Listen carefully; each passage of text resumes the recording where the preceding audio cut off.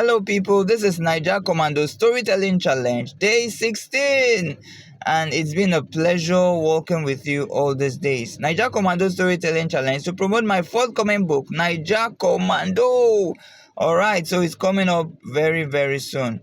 And I also use this opportunity to give a shout out to my classmates, those who graduated with me 30 years ago from Command Secondary School. Just this year, we are celebrating our 30th year anniversary, and my book comes out to coincide or to commemorate this special occasion. So you don't need to know everything. Tony met his primary school teacher and he was excited. He went and introduced himself to him and told him, "Hi, I'm Tony, and you taught me in primary three." And so after they had exchanged pleasantries and did a lot of catching up, the primary school teacher was so excited and he was grateful that Tony had become such an accomplished young man. And so Tony told him, "There's something you did that I will never forget. Back then, when we were in your class, primary three, there was a day someone stole a watch in the class, and you had asked who stole the watch, and nobody owned up. Eventually, you decided to search every one of us, and you told every one of us to come out, face the wall, put our hands on the wall, and then you were going to search our pockets, you were going to search our bags. After searching the bags, you still did not find it, so you searched our pockets. And so there we all were, facing the wall. You asked us to close our eyes so no one will see what was being done, and then you proceeded to search us one by one. At the end of the search, you announced that the wristwatch had been found. I know the wristwatch was found in my pocket, but you never mentioned my name. You never told them I was the one that stole it. Not that day, not the day after, not any other day. In fact, you never spoke to me about it. And I just want to say I'm grateful. That act of yours made a deep impression in my life. I swore that day never ever to steal again, and I never did. And I strove to become an accomplished person. This is where you see me today. Thank you for having this great impression or this great impact in my life. And so the teacher told him, he said, "Well, I remember that day very, very well. As I began to search you, I proposed in my heart that I didn't want to know who it was. And so I began to search you one by one. I know I found it in the pocket of one of the kids, but I didn't know who exactly I found the watch from his pocket. And at the end of the day, I announced that it had been found, and that was it."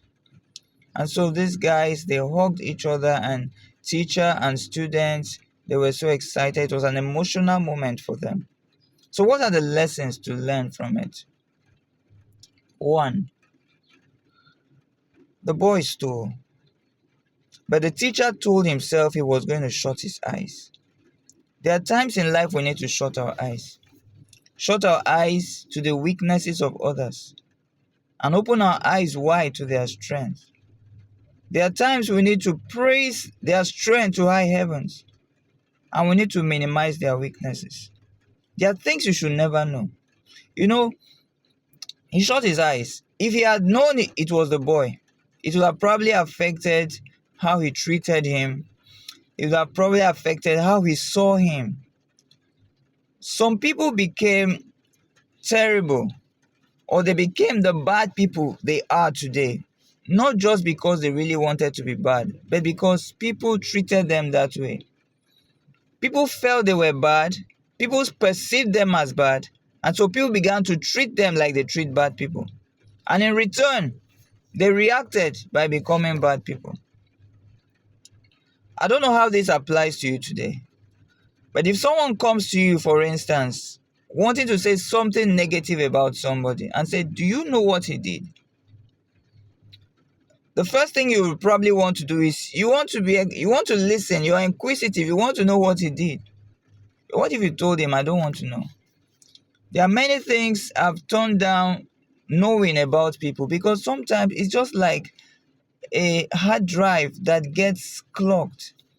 There's so much toxicity all around in the world that sometimes you don't want to take in much more. You want to see people the way they are. You want to see them in their beauty. You want to see them in their strength. You want to see them in their glory. You want to see them in their triumphant moments. You don't want to see everyone as a jerk.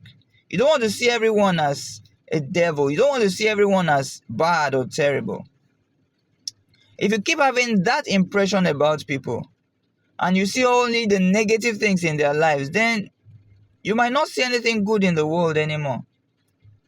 You've probably heard people say things today like, there's no more good in the world. Nobody is different. Nobody is exceptional. There's nobody kind. There's nobody righteous. There's nobody, this is based on their experiences and probably the things that they have heard.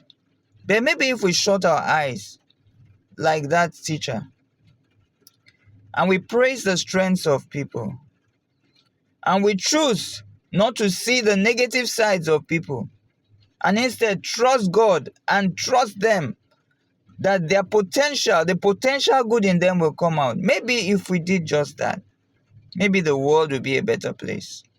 I want to know what you think. You might have better lessons. Please share with us. And have you had that kind of experience?